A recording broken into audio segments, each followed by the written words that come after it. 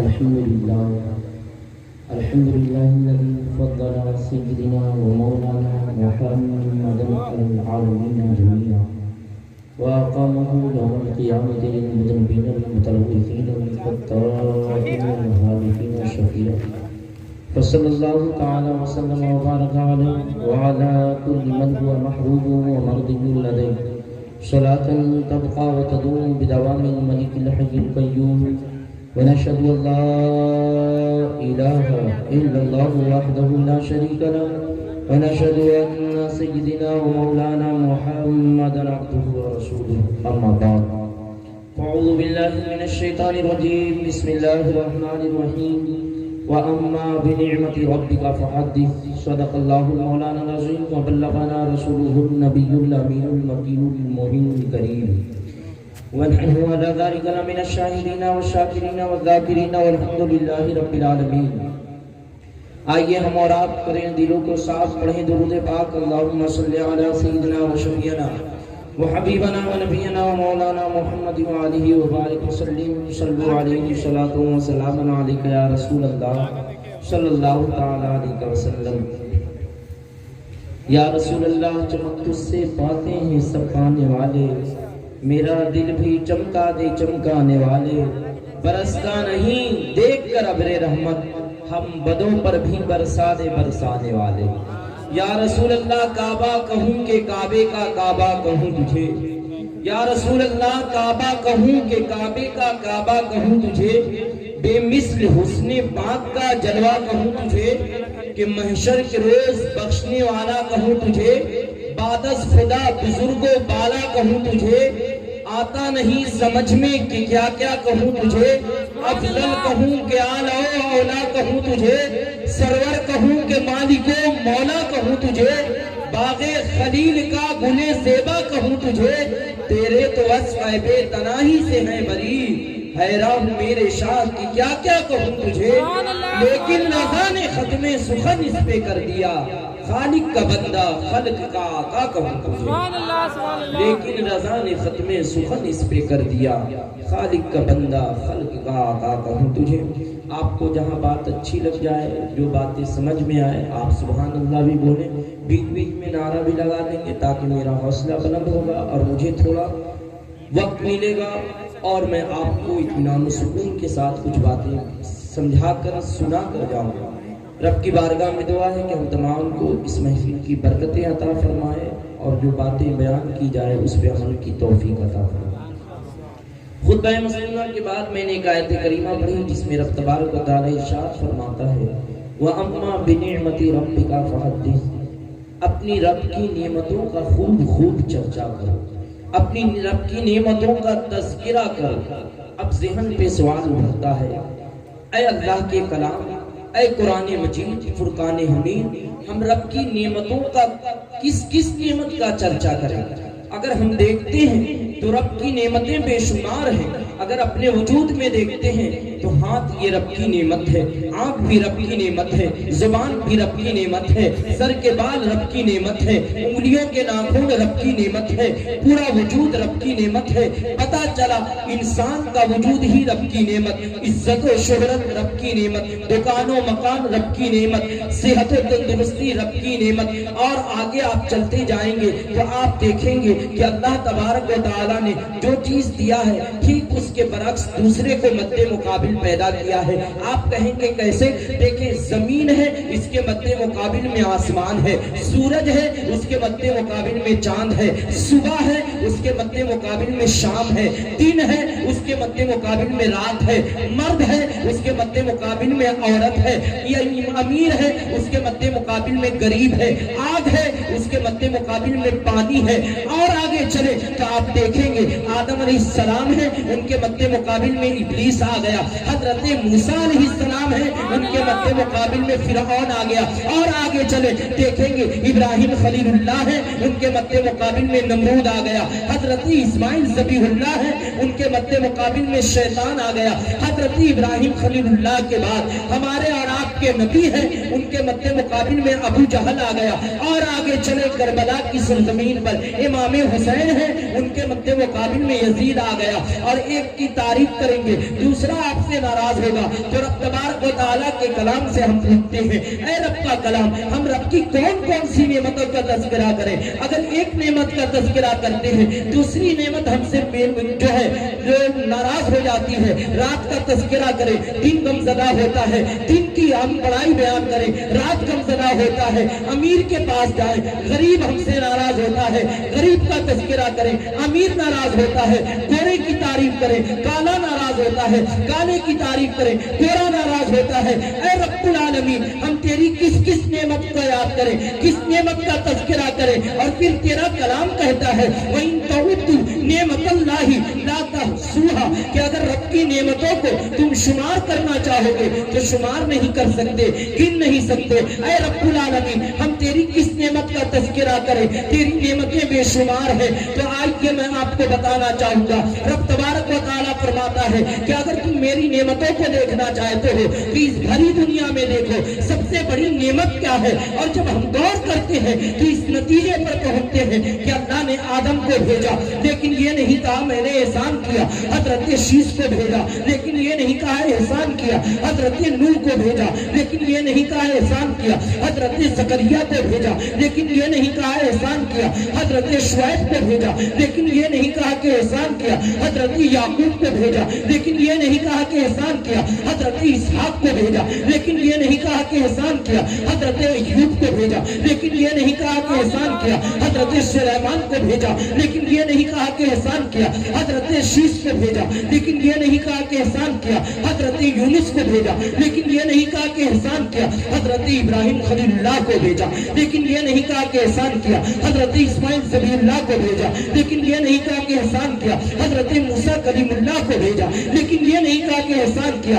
حضرت شعیب کو بھیجا, حضرت ہارون کو بھیجا, حضرت یحییٰ کو بھیجا. حضرت آدم علیہ السلام سے لے کر حضرت عیسیٰ روح اللہ تک اللہ تبارک و تعالیٰ نے انبیاء کرام رسولان اسلام کو بھیجا لیکن یہ نہیں کہا کہ میں نے احسان کیا. لیکن جب باری آئی ہے امام الانبیاء کی, جب باری آئی ہے سید الانبیاء کی, جب باری آئی ہے نبیوں کے نبی کی, جب باری آئی ہے عبداللہ کے لخت جگر کی, جب باری آئی ہے آمنہ کے لال کی, جب باری آئی ہے عبد المطلب کے نور نظر کی, جب باری آئی ہے یثرب کو مدینہ بنانے والے کی, جب باری آئی ہے بیت اللہ کو کعبہ بنانے والے کی, جب باری آئی ہے نبیوں کے سردار کی, جب باری آئی ہے طٰہٰ اور یاسین کی, جب باری آئی ہے مراد المشتاقین کی, جب باری آئی ہے رب کے محبوب کی, تو رب تبارک و تعالیٰ نے فرمایا لَقَدْ مَنَّ اللَّهُ عَلَى الْمُؤْمِنِينَ إِذْ بَعَثَ فِيهِمْ رَسُولًا کہ میں نے مومنوں پر احسان کیا کہ انہی میں سے ایک کو اپنا رسول بنا دیا. نعرہ تکبیر, نعرہ تکبیر, نعرہ رسالت, نعرہ رسالت, سرکار کی آمد, سرکار کی آمد, آقا کی آمد, سرکار کی آمد, جمیل کی آمد, یاسی کی آمد, نعرہ رسالت. یا رسول اللہ. تو پتہ چلا کہ احسان ہر چھوٹی موٹی بات پر نہیں کیا جاتا. اے اللہ آخر ایسا کیوں؟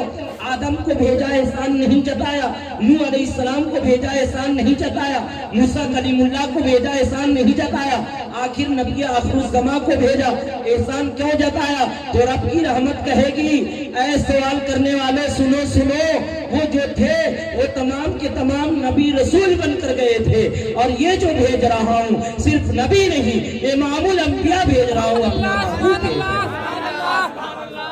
تو محترم حضرات اب آئیے میں آپ کو بتانا چاہوں گا, ہم اور آپ سرکار دو عالم صلی اللہ علیہ وسلم کے مبارک موقع پر, ولادت کے دن کے موقع پر جھنڈیاں لگاتے ہیں, لائٹ لگاتے ہیں, روشنی کرتے ہیں. کچھ لوگ اعتراض کرتے ہیں کہ اس کا تذکرہ حدیث میں ہے, اس کا تذکرہ قرآن میں ہے, کیا ایسا صحابہ نے کیا تھا؟ تو آئیے میں آپ کو بتانا چاہوں گا کہ جس وقت میرے نبی آ رہے ہیں تو عیسیٰ علیہ السلام کا زمانہ گزرا تو 570 سال کا زمانہ زمانہ بیچ میں وقفہ ہو گیا. اب بتاؤ نبی آ رہے ہیں تو کون ہے جو نبی کے چاہنے والا ہے؟ کیا نبی کی آمد پر ابو جہل جھنڈی لگاتا؟ کیا ابو لہب لگاتا؟ کیا عتبہ لگاتا؟ کیا شیبہ لگاتا؟ کون لگاتا؟ اب آگے چلے. نبی ابھی پیدا ہو رہے ہیں تو کون جان رہا ہے کہ یہ پیدا ہونے والا بچہ نبی بنے گا یا یہ نبی بن کر آ رہا ہے؟ اس لیے کہ جب نبی 40 سال مکہ کی سرزمین پر ہے تو کوئی نہیں جان رہا ہے کہ یہ نبی ہے. بس یہ جان رہا ہے کہ یہ سچے ہیں, یہ جان رہا ہے کہ یہ صادق ہیں, یہ جان رہا ہے کہ امانت دار ہیں, یہ جان رہا ہے کہ بہت اچھے انسان ہیں. لیکن یہ کوئی نہیں جان رہا ہے کہ یہ نبی بن کر آئے ہیں, یہ پیغمبر بن کر آ رہے ہیں. تو آپ بتائیں جب نبی پیدا ہو رہے ہیں تو جھنڈی کون لگاتا, جلوس کون نکالتا؟ تو آئیے اے نبی کے عاشقوں, اے نبی کے چاہنے والوں, آپ ایسا نہ سوچو کہ جھنڈے کوئی نہیں لگایا تھا, بلکہ آئیے میں آپ کو بتانا چاہوں گا خود بی بی آمنہ خاتون جو میری ماں کی, جو آپ کے نبی جان کی امی جان ہے, حضرت بی بی آمنہ خاتون فرماتی ہیں جب میرا بیٹا, میرا لخت جگر, نور نظر محمد عربی صلی اللہ علیہ وسلم پیدا ہوئے تو بی بی آمنہ فرماتی ہیں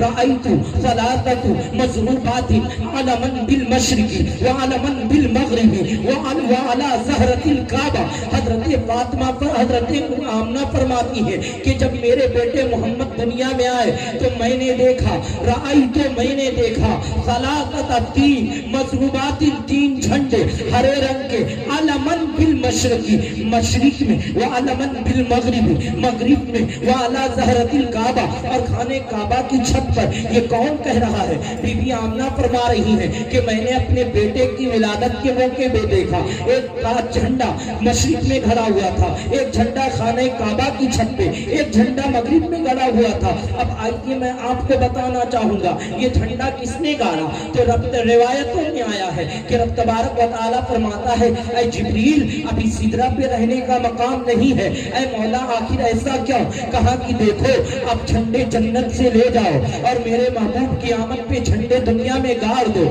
اے رب العالمین آخر ایسا کیوں؟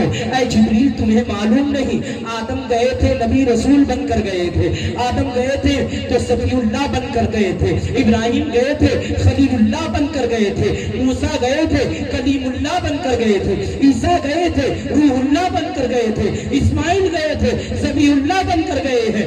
لیکن یہ جو جا رہے ہیں یہ محمد الرسول اللہ بن کر جا رہے ہیں, حبیب اللہ بن کر جا رہے ہیں, اور جو گئے تھے وہ نبی اور رسول بن کر جا رہے ہیں. میں محمد کو بھیج رہا ہوں تو امام الانبیاء اور خاتم پیغمبر بنا کر رہے ہیں. سبحان اللہ, سبحان اللہ.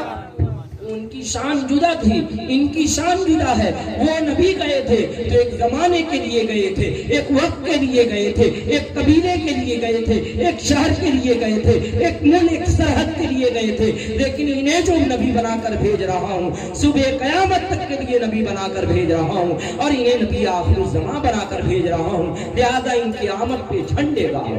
سبحان اللہ. شاعر کہتا ہے کہ عرش سے فرش تک ہے رشتہ نور کا, عرش سے فرش تک ہے رشتہ نور کا, پاک رب کا حکم سدرہ سے فرشتہ نور کا, لا کے جھنڈا خانہ کعبہ پہ گاڑا نور کا, صبح طیبہ میں ہوئی بڑھتا ہے بارہ نور کا, صدقہ لینے نور کا, آیا ہے تارا نور کا, میں گدا تو بادشاہ بھر دے پیالہ نور کا, نور دن دونا تیرا دے ڈال صدقہ نور. نعرہ تکبیر, اللہ اکبر, نعرہ رسالت, یا رسول اللہ کی آمد, مرحبا, کی آمد, مرحبا, نعرہ رسالت, یا رسول اللہ. محترم حضرات, میں کسی کو برا بھلا کہنے کے لیے نہیں آیا, بلکہ جو لوگ نہیں بات سمجھ پاتے ان کو سمجھانے کے لیے آیا ہوں کہ حضور کب پیدا ہوئے. آج سے 1450 یا 1500 سال پہلے پیدا ہوئے. اب بتائیں کہ حضور جب پیدا ہوئے تو اس زمانے میں کاغذ مہیا ہے ہی نہیں, تو جھنڈی کس سے بنائی جائے گی؟ پلاسٹک ہے ہی نہیں, کپڑے بھی اس وقت زمانے میں کم تھے, تو جھنڈے کس طرح بنائے جائیں گے؟ صحابہ کرام کی روایت ہے کہ اللہ کا کلام جو مقدس کلام ہے اسے لکھنے کے لیے صحابہ کرام پتھر کو نقش کرتے تھے, پتھروں پر قرآن کی آیت لکھ کر محفوظ رکھتے تھے. کوئی لکڑی پر لکھتا تھا, کوئی جو ہے چمڑے پر, قرآن کی آیت لکھتا تھا، کوئی جو ہے ہڈیوں پر لکھتا تھا، تو بتائیں اللہ کے کلام کو محفوظ رکھنے کے لیے جب کاغذ مہیا نہیں تو اس زمانے پھر جھنڈیاں کیسے لگائی جاتی۔ اور آگے چلے، کچھ لوگ کہتے ہیں کہ یہ حضور کے زمانے میں نہیں تھا، تو حضور کے زمانے میں آپ کو صرف میلاد مصطفیٰ ہی کیوں یاد آتا ہے؟ یا حضور کے زمانے میں اس طرح شادی ہوتی تھی جیسے آپ شادی کراتے ہیں؟ حضور کے زمانے میں کوئی لاج تھا جس میں شادی کرائی جاتی؟ کیا حضور کے زمانے میں کوئی ایسا صحابی تھا جس نے اپنے بچے کی شادی میں موٹر سائیکل مانگا ہو، اپاچی کا ڈیمانڈ کیا ہو، 1 لاکھ نقدی مانگا ہو؟ یا حضور کے زمانے میں بتائیں کیا حضور نے اپنی کسی بیٹی کا نکاح کسی لاج میں کرایا تھا؟ یا جس طریقے سے آج رسم و رواج ہے اس طریقے سے شادی بیاہ ہوئی تھی؟ یا حضور کے زمانے میں کوئی مسجد ایسی تھی جو پکی کی مسجد تھی؟ آپ بتائیں حضور کے زمانے میں جو مسجد تھی اس کی چھتیں حضور کی ٹہنی سے تھی اور اس کی زمین مٹی کی تھی، وہ کچی مسجد تھی۔ آج آپ شہروں میں ڈھونڈتے بھی پھریں گے لیکن شہر میں ایک مسجد بھی آپ کو کچی نہیں ملے گی۔ تو پتا چلا حضور کا زمانہ کچھ اور تھا، اب کا زمانہ کچھ اور ہے۔ جیسے جیسے حالات بدلے ساری چیز بدلی تو ہم نے اور عاشقوں نے محفل میلاد مصطفیٰ کو بھی آن شان بان کے ساتھ اچھے طریقے سے منانا شروع کر دیا۔ سبحان اللہ، سبحان اللہ۔ جب دنیا کی ہر محفل شان و شوکت سے ہوگی، ساری محفل آگے ہوگی، تو پھر حضور کی محفل کیوں اس طرح پیچھے ہوگی؟ ذرا سوچیں، ہم بچے کا برتھ ڈے مناتے ہیں تو اچھی لائٹ لگاتے ہیں، جب ہم شادی کے موقع پر گھر کو سجاتے ہیں، اب منگنی کے نام پر گھر کو سجاتے ہیں، چھیکے کے نام پہ سجاتے ہیں، تو حضور کی آمد پہ ہم اپنے گھر کو سجا لیں تو یہ کوئی خراب بات ہے یا اچھی بات ہے؟ یہ تو محبت کا تقاضا ہے، جس سے محبت ہوگی وہ محبت کا اظہار کرے گا۔ سبحان اللہ، سبحان اللہ۔ یہ دوسری دلیل دیتے ہیں کہ ہم اور آپ نبی کی آمد پر جتنی لائٹ لگا دیں دنیا کی، وہ لائٹ ہم اور آپ نہیں لگا سکتے جو اللہ تبارک و تعالیٰ نے قدرت کے طور پر لگایا تھا۔ آپ کہیں گے کیسے؟ قدرتی طور پر تو حضرت بی بی آمنہ فرماتی ہیں رأیت نجوما تدون فی من الارض، کہ میں نے اپنی آنکھ سے دیکھا۔ حضرت بی بی آمنہ فرماتی ہیں کہ جب میرے بیٹے محمد کی پیدائش ہوئی صلی اللہ علیہ وسلم تو رأیت نجوما، میں نے ستاروں کو دیکھا کہ وہ میرے آنگن میں گر پڑیں گے اور اتنے قریب تھے کہ ان کے ستاروں کی روشنی کی وجہ سے میں نے اپنے گھر کے آنگن سے ملک شام کے محلات کو دیکھا، اور صرف ملک شام کے محلات کو نہیں دیکھا، ان کے گلیوں میں چلنے والے بھیڑ کے ریوڑ کو اور ان کے بالوں کو بھی دیکھ لیا۔ دیکھے اللہ تبارک و تعالیٰ نے اپنے نبی کی آمد پر ستاروں کو بھیجا، اور ایسا بھیجا ہے کہ حضرت بی بی آمنہ کی روشنی کا یہ عالم ہے کہ مکے سے ملک شام کی محلات کو دیکھ لیتی ہیں۔ تو بتائیں جس کی پیدائش کی آمد سے ان کے ماں کی آنکھ میں اتنی روشنی آ جاتی ہے تو پھر وہ میرے مدینے کے تاجدار آقا، ان کی آنکھ کی روشنی کیا ہوگی؟ وہ مدینے سے ہم غلاموں کو دیکھ لیں تو اس میں تعجب کی کیا بات ہے؟ سبحان اللہ، سبحان اللہ۔ اس میں تعجب کی کیا بات ہے جب ان کی آمد سے ان کی والدہ مکے سے ملک شام کو دیکھتی ہیں اور فرماتی ہیں رأیت نجوما تدون فی الارض، کہ میں نے ستاروں کو دیکھا کہ وہ زمین کے قریب آ گئے ہیں، اور یہ خوشی اللہ تبارک و تعالیٰ نے اپنے محبوب کی آمد میں کیا۔ تو بتائیں لائٹ اور ہم روشنی کتنی ہی لگا لیں، کیا وہ روشنی ہم کر پائیں گے انتظام جو ستاروں کی روشنی ہو؟ اور آگے چلو، میرے نبی کو اللہ تبارک و تعالیٰ نے رحمت بنا کر بھیجا۔ تو اب کچھ لوگ کہتے ہیں کہ حضور صلی اللہ علیہ وسلم کو ہم لوگ بیان کرتے ہیں کہ اللہ تبارک و تعالیٰ نے ایسا رحمت بنایا ہے کہ وہ دن کے لیے بھی رحمت، رات کے لیے بھی رحمت، صبح کے لیے بھی رحمت، شام کے لیے بھی رحمت، ہر مخلوق کے لیے رحمت ہے۔ اس لیے اللہ تبارک و تعالیٰ نے اپنے محبوب کو ایسے وقت میں بھیجا ہے کہ اگر دن میں بھیجتا، کسی نے سوال کیا کہ حضور دن میں کیوں نہیں ہے؟ تو حضور دن میں آتے تو رات رحمت مصطفیٰ اور برکت مصطفیٰ سے محروم رہ جاتی، رات شکایت کرتی ہے اللہ تو نے اپنے محبوب کو مجھ میں کیوں نہیں بھیجا، اور اگر رات میں بھیجا جاتا تو دن شکایت کرتا کیا اللہ تو نے مجھے اپنے محبوب کی رحمت سے مایوس کر دیا۔ تو اللہ تبارک و تعالیٰ نے صبح صادق کے وقت اپنے محبوب کو بھیجا ہے کہ رات جا رہی ہے، دن نکل رہا ہے، اس میں اللہ تبارک و تعالیٰ نے دن اور رات کو خوش کرنے کے لیے اپنے محبوب کو سب سے اچھا، سب سے اچھوتھا، سب سے نرالا، سب سے پیش، سب سے اچھا وقت، عمدہ وقت चुना था और उसी वक्त अपने महबूब को दुनिया में भेजा। लेकिन कुछ लोग इस पे भी एतराज करते हैं कि अगर रात दिन की मुलाकात की बात थी तो असर और मगरिब के दरमियान रब तबारक व तआला भेज देता, दिन जा रहा होता, रात आ रही होती। मैं उनको जवाब देना चाहूंगा, अरे ना अक्लो, अरे अक्ल के अंधो, दिल में इश्क रसूल बसाओ, दिल में मोहब्बत रसूल बसाओ। फिर इस आयत पे गौर करो कि अल्लाह तबारक व तआला ने नबी को इंसान ने बनाकर नहीं भेजा, सिर्फ बशर बनाकर नहीं भेजा, बल्कि रब तबारक व तआला फरमाता है क़द जाअकुम मिनल्लाहि नूर, कि हमने महबूब को नूर बनाकर भेजा। और जब रब तबारक व तआला रात में भेजता यानी असर मगरिब के दरमियान, तो ये तो होता कि दिन भी खुश होता, रात भी खुश होती। लेकिन एतराज पैदा हो जाता कि ये कैसा नूर है कि ये आया है तो रात की तारीकी आ गई, अंधेरा छा गया, पूरा मुल्क अंधेरा हो गया, सारी दुनिया जुल्मत में पड़ गई, सारी दुनिया तारीकी में पड़ गई। तो अल्लाह तबारक व तआला ने कुरान में फरमाया क़द जाअकुम मिनल्लाहि नूर, कि मेरा महबूब नूर है। ऐ महबूब तुझे ऐसे वक्त में भेजूंगा कि रात की तारीकी छट जाएगी, जुल्म सितम मिट जाएगा, इंसान इंसानियत का तरीका पालेगा। और नबी के नूर से जब इंसान नूर जलाता है, जब रोशनी करता है तो उससे तारीकी छट जाती है। और मेरे नबी ऐसे नूर हैं कि जब आए हैं तो रात की तारीकी छट रही है, दिन की सफेदी निकल रही है, उजाला ही उजाला फैल रहा है। और ऐसा उजाला फैल रहा है कि जो जो नबी के दामन से वाबस्ता हो रहे हैं वो दुनिया में चमक रहे हैं। कोई हजरत अबू बकर जब नबी के दामन से वाबस्ता हुए तो सदाकत के अलमबरदार बनकर चमके। उमर जब नबी के कदमों से आके लिपटे हैं तो फारूक आजम बनकर चमक रहे हैं। उस्मान गनी जब नबी के कदम से रिश्ता जोड़ रहे हैं तो सखावत के बादशाह बनते हुए नजर आ रहे हैं।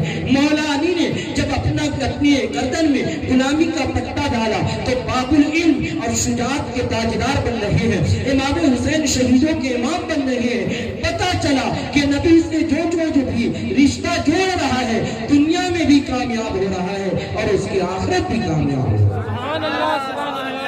और नबी कैसे नूर है, आइए मैं आपको बताऊं। ये दुनिया की जो लाइट है, जो नूर है, ये ऐसी नूर है कि किसी ना किसी चीज की मोहताज है। कोई बैटरी की मोहताज है, कोई बिजली की मोहताज है, कोई करंट की मोहताज है। और उसके बाद इसे जलाएंगे तो ऐसा नूर है कि जलने से ये आपके मकान को, आपके दुकान को रोशन करेगा। लेकिन ऐसा नहीं कि अपना नूर आपके घर के अंदर डाल देगा, अपना नूर आप में डाल देगा। लेकिन मेरे नबी ऐसे नूर हैं क्या जो उनसे मुंसलिक होता गया वो चांद सूरज की तरह चमकता गया। आइए मैं आपको बताना चाहूंगा कि दो सहाबाए किराम में से हुजूर सल्लल्लाहु अलैहि वसल्लम की बारगाह में पहुंचे थे और कुछ बातें कर रहे थे। रात का वक्त था, जब अपनी हाजत के दर से गए, हाजत पेश करने लगे। रात का काफी हिस्सा गुजर गया।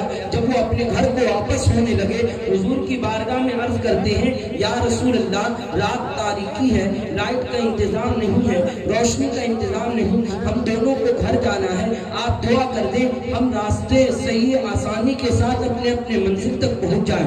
हुजूर ने दुआ किया। जब वो हुजूर के घर से निकले तो दो सहाबाए किराम की लाठी में से एक सहाबी की लाठी चमकने लगी और एक सहाबी की लाठी की रोशनी में दोनों सहाबी चलने लगे और दोनों को रास्ता दिखाई देने लगा।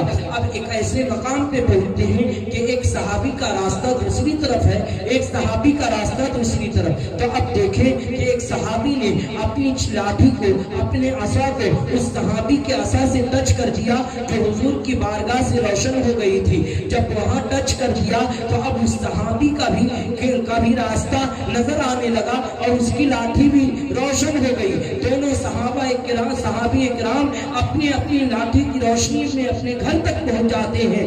और ये नबी के सल्लल्लाहु अलैहि वसल्लम के नूर का फैज़ है कि वो अपने लाठी के नूर वाला पाते हैं और अपनी लाठी की रोशनी में अपने घर तक बआसानी पहुंच जाया है। और आइए मैं आपको बताना चाहूंगा कि मेरे अकरम नबी अकरम सल्लल्लाहु अलैहि वसल्लम की हुकूमत सिर्फ इंसान और जानवर ही पर नहीं बल्कि बेजान पत्थरों पर भी थी। और अल्लाह तबारक व तआला ने जो नबी को मोजज़ा दिया था वो मोजज़ा ऐसा मोजज़ा होता था कि उसका कोई जवाब नहीं होता, लाजवाब मोजज़ा होता, बेमिसाल होता। सुबह क़यामत तक कोई उसकी मिसाल ही पेश नहीं कर सकता। یہ واقعہ آپ بہت سنے ہوں گے، لیکن میں اسے تھوڑا اپنے طور پر بیان کروں گا کہ ابو جہل مٹھی میں کنکر لے کر آیا تھا. یہ سنے، 12 سنے، لیکن جو میں بیان کروں گا وہ الگ انداز سے ہوگا. آپ سنیں گے دل خوش ہوگا. پیشی بول دیں سبحان اللہ. سبحان اللہ. کہ ابو جہل آیا، کہا اے محمد ابن عبداللہ، اے محمد ابن عبداللہ، یہ بتاؤ کہ اگر تم نبی ہو تو میری مٹھی میں کیا ہے، یہ بتاؤ. تو حضور نے فرمایا کہ اے ابو جہل، اس میں کون سا کمال کہ میں بتاؤں تیری مٹھی میں کیا ہے، یا جو چیز تیری مٹھی میں ہے وہ بتائے کہ میں کیا ہوں. تو اب بتائیں، حضور آنے والے زمانے کو دیکھ رہے تھے. آپ کہیں گے کیا دیکھ رہے تھے، کون سی خوبی تھی؟ تو حضور جان رہے تھے کہ اگر میں بتا دوں گا کہ تیری مٹھی میں کنکر ہے، پتھر ہے، یا اتنی تعداد میں ہے، تو آپ بتائیں آج کا زمانہ جو سائنس کا ہے، جو ٹیکنالوجی کا ہے، جو ترقی کا زمانہ ہے، جو نئی نئی ایجادات کا زمانہ ہے، آج کے زمانے میں ایسی ایسی مشینیں تیار ہیں کہ آپ کے پیٹ میں پتھر ہے.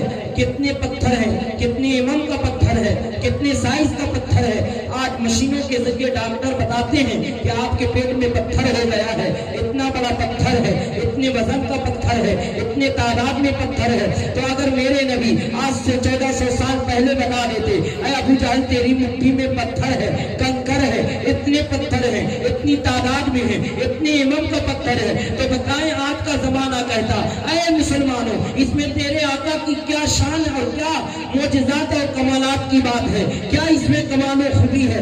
آج کی تو ہم جو ایجادات کی مشین ہے وہ بھی بتاتی ہے، لیکن کوئی بھی ایسی مشین تیار کر ہی نہیں سکتا جو پتھر کو زبان دے دے، گویائی دے دے. میرے نبی نے یہ نہیں کہا کہ ابو جہل تیری مٹھی میں کنکر جو ہے وہ 3 ہے، 7 ہے، 5 ہے، بلکہ میرے نبی فرماتے ہیں اے ابو جہل جو تیری مٹھی میں ہے تو خود اس سے پوچھ لے کہ میں کیا ہوں. قسم خدا کی مسلمانوں، جب میرے نبی نے کہا تو ابو جہل نے کہا یہ تو اور اچھی بات ہے، اور دل ہی دل میں مسکرایا کہ عبداللہ کے بیٹے محمد تو اور پھنس گئے. اور جب کان لگا کر سنا تو مٹھی کے میں کنکروں نے صدا لگائی الصلاۃ والسلام علیک یا رسول اللہ، الصلاۃ والسلام علیک یا حبیب اللہ. جب مٹھی سے کنکر نے صدا لگائی تو ابو جہل نے غصے سے مٹھی سے کنکر کو پھینک دیا اور کہا معاذ اللہ، محمد تیرا جادو تو پتھر اور کنکر پہ بھی چلنے لگا ہے.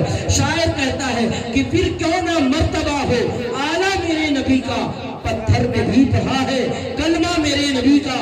جالی ہم ان کی چومے تو شرک کہہ رہے ہیں، جبریل چومتے تھے تلوا میرے نبی کا.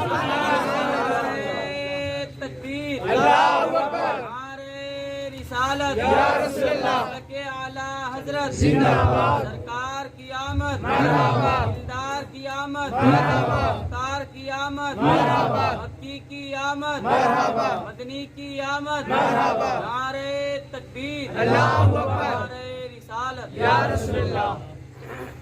اور آپ خود جانتے ہیں کہ حدیث قدسی ہے، رب تبارک و تعالیٰ فرماتا ہے لولاک لما خلقت الافلاک والارضین، کیا اے محبوب اگر آپ کو پیدا کرنا مقصود نہ ہوتا تو میں زمین و آسمان کو پیدا نہ کرتا. اور آگے فرماتا ہے لولاک لما اظہرت الربوبیہ، کہ اے محبوب اگر آپ کو پیدا کرنا مقصود نہ ہوتا تو میں اپنی ربوبیت کو بھی ظاہر نہ کرتا.